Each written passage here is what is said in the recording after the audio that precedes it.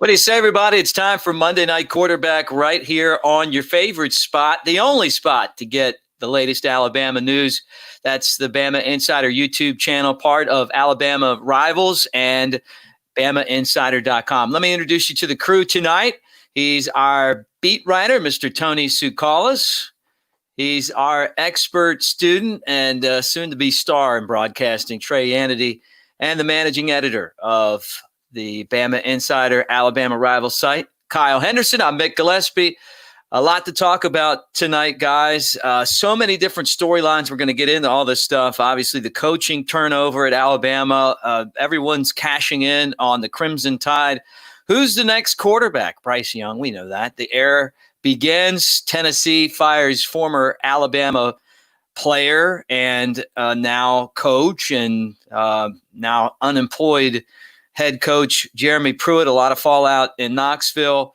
We're going to look at the upperclassmen who are set to return, the basketball teams ranked, and Urban Meyer to Jacksonville. We'll try to get to all that tonight on Monday Night Quarterback. Kyle, good to see you. Hey, what's up? Happy to be here and happy to have, Monday Night Quarterback. There's so much to digest and to go over daily. It's like, every single time you check your phone or you get an update, it's like a new big update. It's not like a small update when you cover Alabama. I mean, there's so much to go over. And as you mentioned, we're going to talk about the coaching changes and who could potentially be in, who's out, and kind of the Bryce Young era does start officially now, going into the 2021 season. We'll talk about the upperclassmen that are returning. Quite a lot of bit of moving parts to everything. So happy to kind of go over everything tonight on Monday Night Quarterback. Look, as you guys watch, we appreciate you having your time spending with us. We remind you and ask you thumbs up, subscribe to our channel. And whether you're an Alabama fan yelling Roll Tide right now, celebrating a national championship, or, some of those Ohio State fans that are on the board from every once in a while, or you're just a college football fan, or you're just swinging by, we appreciate all of you guys being here with us tonight. So let's get this thing started. Tony, you got Steve Sarkisian, who was the offensive coordinator, heading to Texas. And he's taken a lot of Alabama coaches with him. And there's rumors that, of the guys that are confirmed already, that there's some more guys that could potentially be going to Austin. Yeah, it's certainly interesting. This is kind of expected, though, if you look at, is it really too much of a surprise? It's not like he's taking coaches that, are leaving for lateral moves. I mean, look, Alabama had the opportunity to promote Kyle Flood to an offensive coordinator. Obviously, it's not going to do that because if it was, they'd be keeping Kyle Flood and replacing Sarkisian with him. So, that makes sense for that move. The Jeff Banks move, I mean, look, if you're going to pay a guy $1 million to be your special teams coach and tight ends coach, then, so be it. I mean, that's not something that Alabama really needs to match there. I mean, Jeff Banks is a great guy and a great recruiter in the state of Texas. And maybe that's part of the reason why, he wants to leave to Texas too, is just because that's one of his strongholds as a recruiter. So those are the two big ones that Sarkisian took from Texas. And it is weird that, 3 out of a 10-person staff is all leaving for one school. If you look at AJ Milwee, that's another one. He wasn't even on staff, but that's another name from Alabama staff that's over there. And who knows, maybe Pete Golding actually ends up over there. And then that becomes a little bit more weird for me. But as far as I'm concerned, the 3 that went there, I don't know. I know it's upsetting Crimson Tide fans, but at the same time, it's not that crazy to me.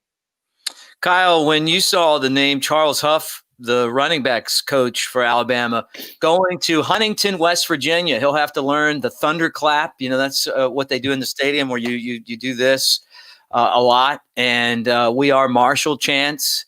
Going to a place that, for a mid-major has a lot of football tradition and very high expectations. Doc Holliday had them nationally ranked and ended up getting fired. But now Charles Huff is going to be the head coach there. What was your thoughts on that move, and do you think he takes anyone with him? That's a good question. I mean, when you look at Charles Huff and all the great things that he did at Alabama over the last 2 seasons, I think he was getting ready to be groomed to be a head football coach at the college level. He had the title here at Alabama as associate head football coach. And this is a guy who's really well respected within the ranks. He was the running backs coach for Penn State. So we think about the running backs that he coached up: Saquon Barkley, Najee Harris, not bad company, right? Now going to Marshall to take over a program where I think he can be successful at. I think when you look at the coaches that have moved on from Alabama, you look at Jeff Banks, you look at Charles Huff, and you look at Kyle Flood. I mean, those are really big guys on the staff that did a great job recruiting for Alabama. Charles Huff went across the country and got pretty much who he wanted, dipping into the state of Florida. Jeff Banks was kind of the ninja in Texas, doing all the legwork in the Lone Star State, and then Kyle Flood helped put together that Great Wall of Alabama. And, that's going to be there's always going to be challenges to move on in the regards to coaches on the move from Alabama.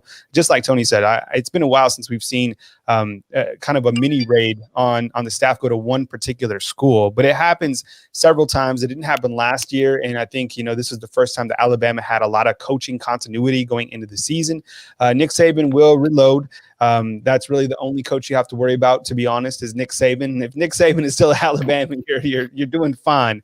He's going to reload. There's been some names that have popped up. There's even a new name tonight, which we'll go over, that could be a part of the coaching staff. So a lot to go over, a lot of moving parts, but Nick Saban continues to be the staple of the program. And, as we're talking about tonight, there's a lot of guys that are coming back, and I think Alabama will just be fine.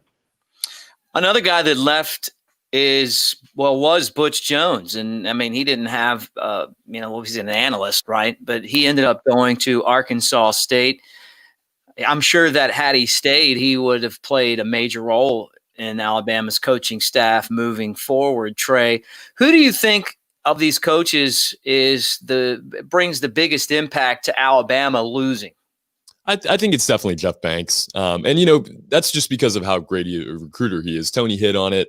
All these coaches are great coaches, but Nick Saban brings them in because of their recruiting efforts. Jeff Banks especially, this guy could go pretty much anywhere, especially Texas, and bring in players that Alabama, shouldn't be stealing from programs like Texas or Texas Tech, TCU, or go out to California, do the same thing there. So I think Jeff Banks is the toughest loss. The presence he had with this team, the presence he had on the sideline, and his coaching abilities, of course, as well. But the recruiting aspect is definitely going to be a big loss for Alabama there. But, I think this just shows how closely bonded this coaching staff was. The relationship they had with Steve Sarkisian as well, moving it, on to Texas. And like Tony said, this was not lateral movement. These coaches saw an opportunity to move up in their career, and they took it. Nick Saban probably encourages that. If he wanted them to stick around, if he was really worried about having to replace these guys like he has to do every single year, he would probably figure out a way to put it in writing in their contracts to, make it so if one coach leaves, you can't follow him, or vice versa. I think they would figure it out. So for Nick Saban, I don't think this is too much of a hit because he has to do this every single season, unlike Dabo Swinney and some of these other coaches around the country. But, losing guys, especially great recruiters like Banks, obviously great offensive coordinator Steve Sarkisian and the rest, Huff. It hurts, but this program's going to be just fine. Nick Saban's done this time and time again, and we're going to talk about it here in a little bit. But Bill O'Brien is a good hire, and I think we'll see more of the same of just great hires coming in as this January offseason continues. Every time I think of this guy, two things pop up. Rob Ezell, obviously former staff assistant, now tight ends coach at South Alabama. His Nick Saban imitation and the Ezell Catfish Cabin, which was in Tuscaloosa. I don't even know if the Catfish Cabin's still there, but I remember to see it when you come on McFarland on the left off the interstate. The other thing that's interesting is that Nick Saban's had two adversaries in his coaching career at Alabama, Urban Meyer and Dabo Swinney. Urban Meyer now is the head coach of the Jacksonville Jaguars. He's got a stockpile of picks, and he's taking Charlie Strong, who was a staff analyst with Alabama. Saw a great interview with our friend J.P. Shadrick talking to Urban Meyer, and his biggest concern starting the job was hiring the best possible staff that he could, and he gets a really, really great coach in Charlie Strong from Alabama. Bryce Young becomes the guy, the heir apparent to the starting quarterback job, we would presume. We're going to talk about Bryce Young, but as you guys watch, please give us a thumbs up, subscribe to our channel. This is Bama Insider. We're the Alabama Rivals site, and we really appreciate you guys being here with us tonight as we talk about college football. Not just Alabama, but we're going to get into Tennessee as well tonight. and a little bit of Alabama basketball, which finds themselves nationally ranked. Thumbs up, subscribe to our channel. Make sure you check out BamaInsider.com to get the latest on all the coaching changes, moves, and also recruiting. We've even covered basketball. We got you over there. So make sure you swing over, check it out, get a subscription, and be part of our team. Talking about part of the team, I mean, you have really big shoes to fill when you've got to follow the Jalen Hurts, Tua, and then Mac train, right? And that's what this young guy's gonna, we assume, do, and that's Bryce Young. The Bryce Young era officially begins, I would assume, Kyle. Is there any chance that he transfers? Is he ready to be the starting quarterback at Alabama? Is he committed to the Crimson Tide? Yeah, I think obviously he's committed to the Crimson Tide. I mean, this is, he's getting the keys to, the Bugatti of the Alabama offense. There's a lot of guys that are leaving, but there's a lot of guys that are returning, a lot of unproven talent. But come on, it's talent at Alabama. And I think that Bryce Young, he didn't have a lot of opportunities during the 2020 season. So what type of sample size really was it, right? I know there's a lot of people that are that have different opinions about him. I'm like, hold on, let's see what he can do during the springtime. He didn't get a springtime during the 2020 season. He came into the 2020 season and, we only saw him in a few games, right? I mean, you look at the game against Missouri, he was 5 of 8, throwing for 54 yards. And the game against Tennessee came in, he was 3 of 5. Then against it was Kentucky where we saw, him go 2 of 2 with 53 yards and a touchdown. But other than that, I mean, we just didn't see him play a tremendous amount and really not even enough to really give a true sample size and a gauge of what he really brings. I think maybe in that Kentucky game where he kind of dipped down and threw a touchdown to Devontae Smith, that was, exciting. But overall, I think he needs, many more reps. He's going to get that during the springtime. And I think most importantly, he's coming into an offense that will have a new offensive coordinator. But when he takes the field, I think we're going to see the player that he can be, because I don't think, in the games that he played last year, I felt he always was rushing, right? Trying to make a big play. Whereas, in the pressure of being that number 2 quarterback. So now with him being the guy, yes, there's going to be pressure being the quarterback, but I think he's going to be able to handle that well. And I want to see how Dr. Matt Ray and Dr. David Ballou have put some more weight on him, got him game ready and ready to go into the 2021 season. But I have confidence in him. And, obviously Nick Saban does. They brought this guy in to be the quarterback, and let's see what he can do in 2021. Loved watching the videos posted on the Alabama rival site, BamaInsider, of a high school version of Bryce Young, just tearing it up with the deep balls and all the other stuff that he brings to the table. He certainly has all of the talent. He's just kind of gaining the experience and the skill, Trey. What did we learn about this guy in his first year at Alabama through this 2020 season?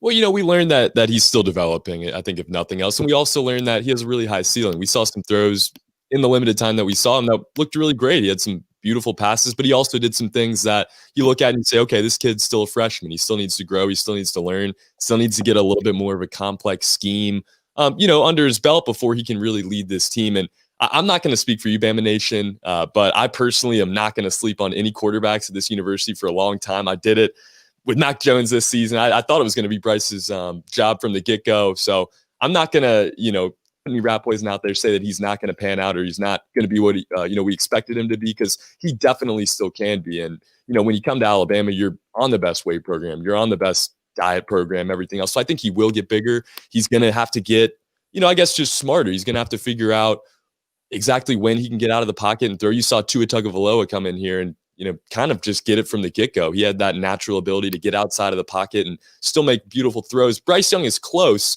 He shows some really nice out-of-the-pocket abilities, but he's still not all the way there. Got to simplify things a little bit. Unbelievable arm on the kid. So the potential's, certainly there. But, you still can't question if he's right for this role or not. He's undersized, and he still hasn't proven himself yet. Very limited opportunity, though, and he's going to get that opportunity to prove himself. And personally, I think he does. Tony, he was only 13 of 22 for 156 yards this past season. He took a lot of bumps. He got bruised. I mean, he was hit a lot more, in my opinion, in that limited amount of time in those games than Mac was. What are your expectations for him with this job? I expect him to be dynamic, and I think he's going to play a lot better now that he knows that he's the guy. I mean, look, you mentioned he had 22 attempts. I mean, I think a lot of times when you put a young guy like that, especially a 5-star guy like Bryce Young, who knows he's trying to impress, knows that the expectations surrounding him, he's going to hold on to the ball more. He's going to try to make plays that he shouldn't be making. He's going to make bad decisions more so just to prove that he can ball. I don't think he's going to have to prove as much this year. I think everyone knows he's the guy. He can settle. Can mature because, a lot of those mistakes are made just from being a freshman anyways. If you do all that and put it all together, I think you're going to see a drastic improvement. And look, this Alabama offense is losing a lot. And the thing that people said about Mac Jones was, when I never bought it, was you can't win with a non-mobile quarterback. Well, I don't think that's true. Obviously, we saw a team go undefeated with a quarterback that wasn't mobile. But what I will say is it is easier to win, or you can hide more when you have a mobile quarterback. And so if Alabama is losing what it's losing, I think it actually benefits from having a guy like Bryce Young, because look, if plays take longer to develop, or if things break down, like it might not be the most flawless offense, especially to start next season. I think having a guy like Bryce Young that can make plays could be better. And I think he might be the quarterback that Alabama needs heading into this next year. The question that I have, though, Kyle, for you is, what about Paul Tyson? Or could someone else transfer in to compete for this quarterback job? Because it really never felt like Bryce Young solidified himself as, hey, look, if something happens to Mac Jones, this guy's ready to step up. Now, he didn't have a lot of opportunities, but when he was in, it wasn't very impressive. Yeah. So, I mean, you ask about Paul Tyson, and look, a lot of people don't, know about Paul Tyson, or kind of, he seems to be the quarterback that's forgotten about. Well, first of all, I mean, the thing to know about him is he's really Alabama's biggest pro style quarterback, right? 6'5", 228 pounds. He enters this season as a redshirt freshman, and he has 4 years of eligibility remaining. So he's right there. And I think that people should definitely know about him. He's got a huge arm. He knows the offense. He's been within the system, the last, couple years under Steve Sarkisian. So I don't think there's any type of, need to be worried about looking to Jalen Milroe as a guy who could potentially jump either one of these guys. I think Milroe is going to be a fine quarterback, but I don't think he's going to be behind in terms of knowing the overall system of what it takes to play at the college level, number one. And I think Paul Tyson is that guy that potentially fit in Bill O'Brien's system quite nicely, right? A bigger quarterback who can kind of zip the football out. There's a lot of unproven wide receivers that Alabama returns besides John Mechie. So I think kind of the leveler is the new offensive coordinator, and the fact that both of these guys have zero experience. I don't think it's going to be a quarterback battle. I think it's definitely Bryce Young's team going into the season. But I think that Paul Tyson is going to finally have opportunities, and we're really going to start to see what type of quarterback that he can be. And I really have a lot of confidence in him. I really like his arm strength. I see a lot of similarities between him and Mac Jones. I think that he has a bigger arm than Mac Jones, and he has a bigger size, obviously. So don't forget about Paul Tyson when you're out there looking at the Alabama quarterbacks. And, Jalen Milroe is, of course, now enrolled in January with that great class of 2021. So those are your three quarterbacks going into this season. I doubt it that they're going to bring in a grad transfer. I think these two guys are going to be the quarterbacks leading this program into 2021, but do not sleep on Paul Tyson. So you think that there's going to be a quarterback battle, but that it's Bryce Young's job? Trey, just in a couple of words, yes or no? Quarterback battle, who wins it? I'd say no. This is Bryce Young's job. So if I guess it comes down to it, I think Bryce Young wins it, but I don't think so. And I think the confidence that they're going to put in him, will only further his career and make him better, because Paul Tyson's just not Bryce Young yet. And, maybe we see it at some point in the season, but no, I don't think so. How about you, Tony?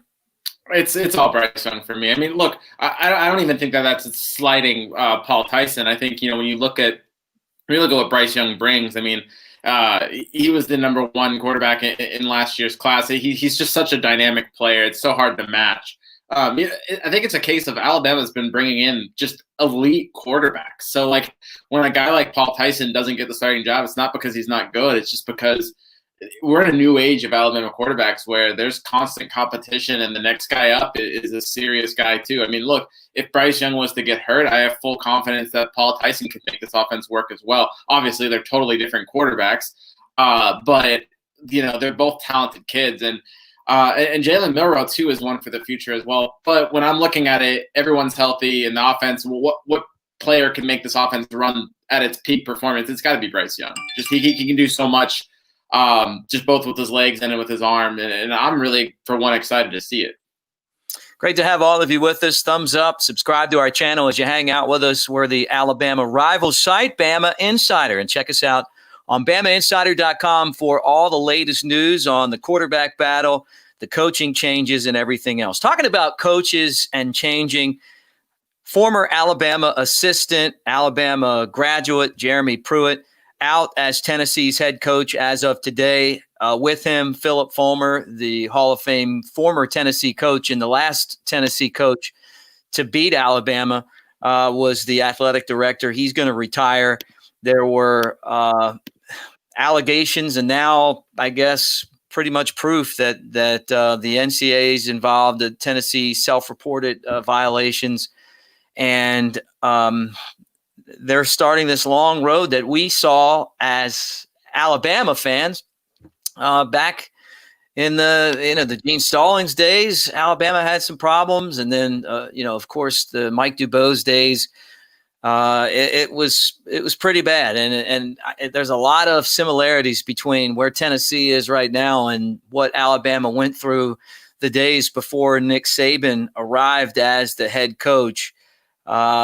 Jeremy Pruitt, could he come back to Alabama? I'm going to say that I'm sure Nick Saban would take him back, but with these NCAA violations hanging over him, probably not right now, Kyle. Yeah, I agree with you. I think a lot of people are out there and they're like, all right, we'll come back to Alabama. And that very well could be the case in several seasons. I mean, you see Nick Saban bring a lot of former assistants back, and then guys leave again. Jeremy Pruitt seems to fit that mold. But I think when you have any NCAA allegations that are against you, I have no idea what the allegations are. I don't know if anybody out there does. You got to definitely kind of do your due diligence and make sure that everything is cleared before you bring someone like that back. I think that was kind of one of the holdups that has kept Bo Davis away from coming back to Alabama. I know that, sources tell me that, Nick Saban would definitely like him back in some capacity. So Jeremy Pruitt, things didn't work out at Tennessee. It's a tough place to coach, especially with Phil Fulmer just right there. He announced that he's out today as well. So you're going to see a lot of things changing at Tennessee. There's been people talking that Bill O'Brien could potentially be a candidate for the Tennessee job. So think about it. You're the potential offensive coordinator at Alabama, and you're already getting new offers, right? Just like that. So we'll continue to track it. It's all fluid. But Jeremy Pruitt out. Could he come back to Alabama? I guess we'll just have to wait and find out. But I don't think it'll be anytime soon. Yeah, Alabama fans that are worried about Bill O'Brien as offensive coordinator, don't let one bad year in the NFL sway you for how good this guy is. I mean, he was at Penn State and had to take over in the midst of the Joe Paterno scandal. And that's about as bad as I can ever remember. And he did a really nice job there for Penn State. But you're right. His name's popping up as a potential successor to Pruitt. Kevin Steele, who's coached at Alabama right now, is the interim head coach. And things don't look good. And Tony, what I remembered and the biggest similarity to me, and I don't have all the facts yet, I don't think any of us do, but it really seems like, from what I understand, that a lot of this stuff came from inside the Tennessee program, the self-reporting and all that. And ironically, it was Alabama and some of the staff that they had at the time, back when Alabama got in big trouble, that, kind of did the same thing. And, it's hard for me to say this was the right thing or the wrong thing to do. I don't know the situation, but I can tell you this much, Tony, when you go through this, life can be very difficult when you don't have as many scholarships, you're not playing for a bowl game, and you're competing against teams that are very good. It's already difficult to recruit in Tennessee when you look at just where they are. It's not a state that necessarily produces its own talent, so you got to kind of pluck from the surrounding schools. And then when those surrounding schools are, Mississippi and Alabama and hotly recruited places that Georgia, that's really hard to recruit and to keep up with those teams while still trying to keep the best players in your state as well. It's a tough job if you add anything like recruiting violations and cut scholarships and stuff like that. It really becomes a lot more tough. And look at the SEC East right now. It's becoming a 2-horse race with Georgia and Florida, and if Tennessee's getting left behind, I think they had that window maybe to enter that race, and they're gone now. I don't see them. You look at where Tennessee is compared to where Georgia and Florida are. They're light years away. They're not even close. Can they make a big hire to change things? Of course they can. And things can happen at Georgia and Florida, and they certainly aren't a finished product either. But I just don't see it going. I see it going down for Tennessee rather than going up. Yeah, and that's hard to believe when you're 3-7 this past football season. Great to have all you guys with us on the Bama Insider YouTube channel. Thumbs up. Please subscribe as you hang out. Check out BamaInsider.com for all the latest news on the coaching changes with the Crimson Tide, the quarterback battle, recruiting, all that stuff. We'll have it for you there, including Andrew Bone.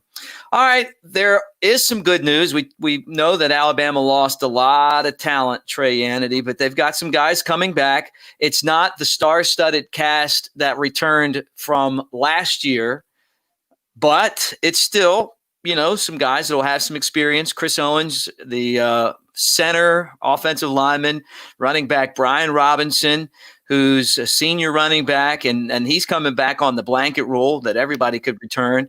Chris Allen, redshirt junior, I think that's a good one for Alabama. Josh Jobe, up and down, but he'll bring some experience. Daniel Wright and Phil Mathis. Of the guys that are returning, who do you feel like is the biggest impact player for Alabama? Well, maybe not even the biggest impact player, but one player I want to highlight that I think could really have the biggest season and come onto the scene even more than he did this year, Jahleel Billingsley. I mean, this kid's a mini Kyle Pitts, and he only continued to get better as Alabama worked him into the offense as the season went on. And, this team is losing a lot, obviously. They're losing the Heisman winner. They're losing, the best running back in the country as well. But this class coming in is so elite. I think we're going to see an instant impact from those guys as well. I think the Brockmeyers are going to come in and provide some help to that line. I think you see Christian Leary and, IG Hall and some of these kids come in. I think this team is going to be loaded yet again, and it's going to be a young, loaded team, which is really exciting. And Jahleel Billingsley's, just going to be a junior next year as well. You got guys like Will Anderson. He's going to be a sophomore next year. And all these other guys coming back. This Alabama team is reloading as they always do, never rebuilding here, just reloading.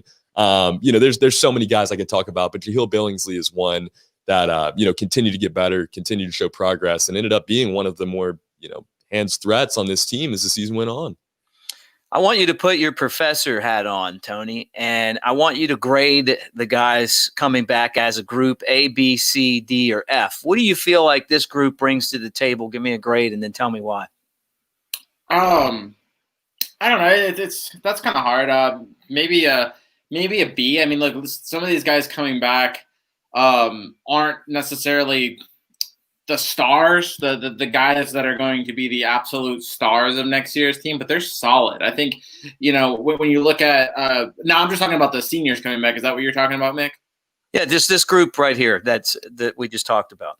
Yeah. So these seniors that are coming back, I think it's a solid group. I think there's some underrated players in that. Like you look at Phidarian Mathis, maybe not even the sexiest name on the defense, but certainly a guy that can provide pressure, is a guy that you really want to add depth in that front seven. You look at a guy like Chris Owens. I've said this all of last year. You can't underestimate the importance of having a veteran center. And if he wins that center job, I mean, look at all of Alabama's national championship teams. They all had veteran centers. All of Alabama's captains, whenever they have a starting center, that guy is the guy that wins the captain job. So it's really easy to say, oh, just give it to somebody else. I mean, it's hard. Like, that is a position where you want a veteran. So having Chris Owens as an option at that center spot, I think really adds stability to that offensive line. I know that Alabama's bringing in a really crazy recruited class, maybe the best offensive line class ever, but to expect those guys to come in and start right away, that's a big ask. And are they capable of it? Sure. But Alabama also has guys that are experienced. And I think you're going to want to see them kind of fill out this offensive line too, because you just don't want that much inexperience on offense, regardless of how talented it is. So I really circle Chris Owens right there as a big returnee, big boost for Alabama. Well, Kyle, we're assuming that Brian Robinson's returning. So just for the course, just for this course study as Professor Henderson, I feel like Professor Tsoukalas is the guy we all want to take his class. He's an easy grader. If 2 years ago was an A, these guys are a B. What would your grade be for this group? For the grade returning, I mean, maybe, I mean, it's always hard to kind of, figure out, grading wise. But the thing about it is we do already know about production with these guys. So I would probably say, close to an A. And I'll tell you the big reason why. I mean, Tony already talked about it with Chris Owens. And I just want to put this out there on Brian Robinson. Look, we know about, most of these other guys that have announced that they are returning, for example, like Chris Allen, Fedarian Mathis, Chris Owens. Those guys said they're going to be back, but we're still waiting on Brian Robinson to figure out if he is going to come back or not. So kind of put him on the watch list if you're out there kind of tracking this. And by the way, we have all this sorted out back at BamaInsider.com. So if Brian Robinson did want to come back, just note that he also can come back. Same with Chris Owens, and it doesn't affect the 85 scholarship rule. So that's something implemented by the NCAA. I think the biggest reason why I grade it so high is because of Brian Robinson and Chris Owens. Let's just hypothetically say that Brian Robinson's coming back. Well, that means for the offensive line, you have Chris Owens returning. You have Kendall Randolph returning, who played a significant time on the offensive line. You have Emil Ekiyor, and you have Evan Neal. So that's 4 Alabama linemen that are returning with a lot of experience. Evan Neal, tremendous. And then you have all these incoming freshmen. Don't forget about, guys like Darian Dalcourt or Tommy Brown. I mean, guys who also played, Javian Cohen and other guys. So I like that nucleus coming back. And then you add to the backfield Brian Robinson. He's your veteran, not as athletic as Najee Harris, but super powerful, right? 230 pounds. He had 70 yards against Ohio State. And as you saw that clip with Najee Harris, they were, blowing his beat up. So I think Brian Robinson is certainly a guy that you should be excited about if he does come back. And then you have all these younger guys as well. Jace McClellan. You saw that tweet out by Killen Robinson, kind of the wink. I love all these like social cues on Twitter that we have to decode, right? Did the wink and the elephant, did that mean he's coming back? Is that an official statement that we come back with, right? I mean, yeah, I guess so, right? So there's all these other things that you have to watch out, these odd social cues, but I like that. And then on the defensive side of the ball, Phil Mathis, Chris Allen, Josh Jobe. I mean, all those guys coming back around, like Trey said. I mean, Will Anderson. You have your interior linebacker with Christian Harris. You have Jordan Battle. You have DeMarco Helms. I mean, so much talent returning on the defense. It's ridiculous. We'll definitely dive into that. But I love the guys that are returning, especially on the offensive side of the ball. Thanks for all of you joining us here on Monday Night Quarterback. You're watching the Bama Insider YouTube channel. Great to hang out, talk Alabama. Don't forget, we're the Alabama Crimson Tide rival site. You can find out all the information on the latest news at BamaInsider.com. We're going to dip into basketball in just a minute, but I want to finish up with football, and let's talk Urban Meyer. We mentioned him before, one of Nick Saban's nemesis. They were always battles when Urban Meyer and Nick Saban would get together, whether it be Florida or Ohio State. And he's left his last 2 jobs because of health reasons. This time he's going into the NFL, to Jacksonville. It's his first ever NFL job. Jaguars are getting a lot of publicity. This is obviously a big-time hire as far as interest goes. They have the first pick in the draft. They have a lot of money. They have other draft picks. Will he, Trey, take Trevor Lawrence out of your beloved Clemson? My beloved Clemson. Oh man, no love for Clemson. No love for Clemson. But a lot of love for Trevor Lawrence. I feel bad for what happened to him this season with COVID and everything else. I think he's going to have a great career with Urban Meyer. I do think the Jacksonville Jaguars take him at number 1.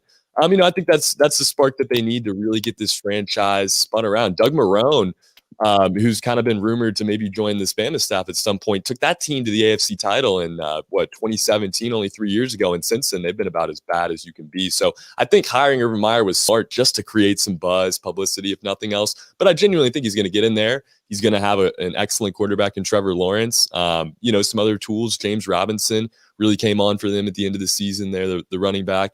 He's going to do what he can for these first few years. But I think eventually this team will have, big time success. Their division lends it to it. And, it's just, if you give them the number one pick in the draft, you're going to be just fine. So I think it's going to be a great combo. I would be really surprised if they don't take Trevor at number one, potentially, Justin Fields. But I think if they don't take a quarterback, it's probably, Trevor will go at number two or three, the highest pick possible. But it will be Urban Meyer and Trevor Lawrence teaming up, in my opinion. And I think it's going to be a great combo. I'm excited to see it. It's unfortunate we don't get the classic Urban Meyer versus Nick Saban anymore.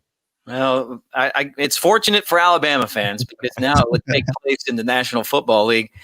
And Saban, of course, coached for another team from Florida, the Miami Dolphins. Tony, how long will it take Urban Meyer to get the Jaguars to the Super Bowl? I don't see it. So, yeah, probably a long time. Probably more than he's going to be at Jacksonville.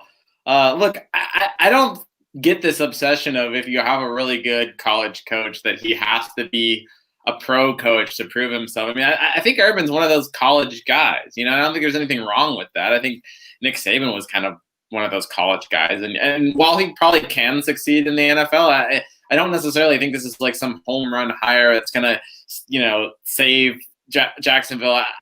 I don't see it. He's been a college coach. That's what he does. He's a great recruiter. You can't recruit in the NFL. So while I think Urban's a good coach, I think a lot of this is a lot more hype than actual substance in this job. And I just don't necessarily think it's going to be what some people think it's going to be cracked up to be. And look, how is Urban going to handle the multiple losing seasons he's going to get? Because look, let's face it, Jacksonville's a while off. He hasn't had to deal with these kind of these losing seasons. We'll see how it goes. Like I said, I don't think that Urban Meyer's a bad coach by any means. I just don't necessarily think this is some perfect fit. Kyle, is trading Charlie Strong for Doug Marone a good deal? Is that a good trade?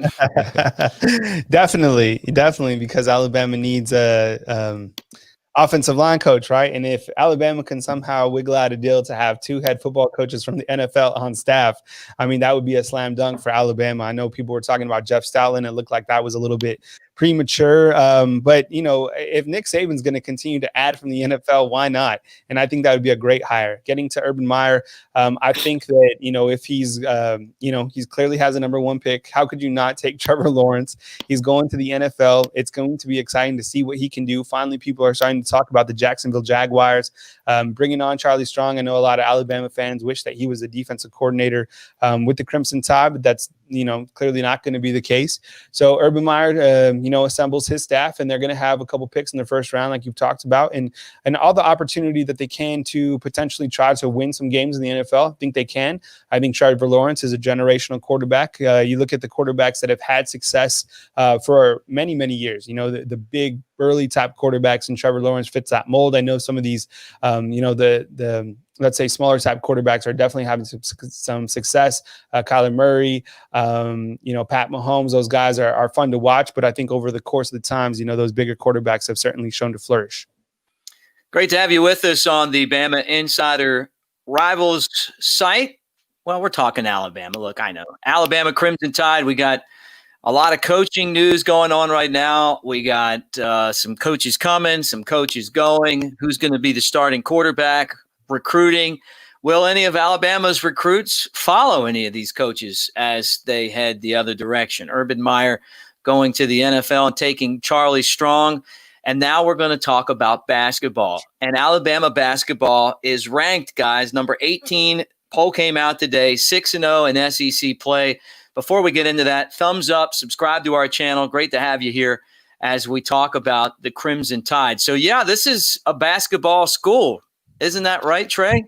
This is a basketball school. This team is ranked for the first time since 2017, and I don't think anything's going to slow them down. Now 6-0 in the SEC, beat Kentucky, beat Tennessee. This is a basketball school if it's ever been one. I think this team is got probably their hardest conference games behind them now. LSU on Tuesday is going to be a huge test, and missing Jordan Bruner, the center that transferred in from Yale this past season, is a huge loss. Tore his meniscus just a week ago.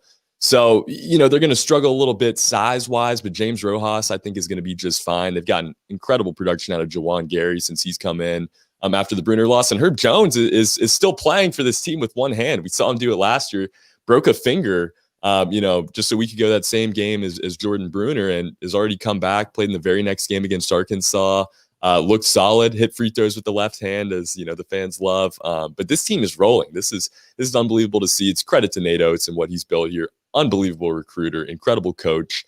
They score a lot of points, and the defense has come along. Sky's the limit for this team. Number 18 is just a start, I think. Very shaky start. Losses to Stanford, Clemson, and then Western Kentucky in a close game. And then all of a sudden, Tony, something happened, and this team is playing really good basketball. What happened? They met and then they fixed some of the mental side, the effort side of things, earlier this season. And I think this team was always talented and well built to have this kind of success, and it's just having it. It's going to be interesting, like Trey said, to see how that they kind of survive without Jordan Bruner, because he's not a guy that really stuffs the stat sheet in terms of points, but he's a defensive guy like Herb. He's also going to help. He would have definitely helped tomorrow night in guarding Trendon Watford, who Crimson Tide fans are very familiar with. But I think that Alabama, I think that they're well positioned moving forward, and I think that this team has a lot of momentum. And look, this team I think could top out as a team that if everything goes right, you might be looking, and this is probably too early to say, but maybe like a number 2 or number 3 seed heading into the tournament. That's the kind of talent that's on the roster. So it could be really interesting to see how far Alabama can take this. I mean, look, Nate Oates mentioned today that, they were on a little bit of a roll heading into Baton Rouge last season, and the season kind of got away from them after that point. So let's see how they handle this. This will be a big test, but they've passed a lot of big tests so far. So I think this is just another one, and I think you still got to take it one game at a time. But it's hard not to get excited from a Crimson Tide standpoint about this team.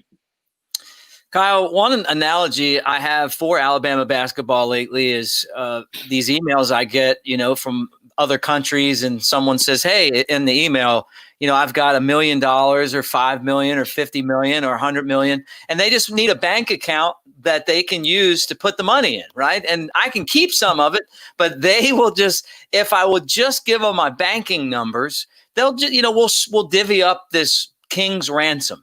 That to me describes Alabama basketball for a long time now. Tell me why I'm crazy for saying that, and that this team's legit and for real. Well, I think, part of it is because of Nate Oates. I mean, look, he brought that blue collar mentality here, and you're certainly seeing maybe not even blue collar mentality. You're seeing a beat down mentality. I mean, you look at what they did to Arkansas, 90-58.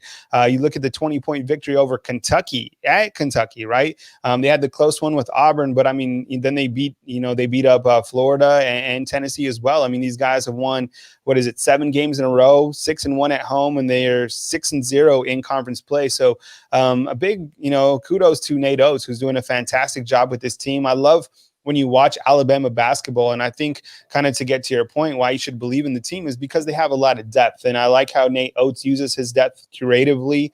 I like the moxie that Nate Oates has, quite frankly. I mean, remember just a couple of weeks ago or a month ago, whenever it was, he was calling out Coach K. I mean, to call out Coach K, and he later apologized about it. But my point is, the guy is, he's hungry. He wants to win. And I think over the last several years that we've watched Alabama basketball, or many years for a lot of people, I know there's just been something missing, and people want basketball to be very good here. Not just good, they want it to be very good. So I'm happy for the Alabama Crimson Tide basketball fans right now to have this moment to, kind of see this team succeed. And we'll be curious to see if they can continue to finish out strong in SEC play. I think they will. I know that, there's going to be injuries to be dealt with, but Nate Oates certainly has a great game plan. They have a tremendous amount of momentum. They'll take that on against LSU in a game that we'll all be watching. So Alabama basketball, they're roaring. And I'm curious to see what happens on tomorrow night against LSU in Baton Rouge.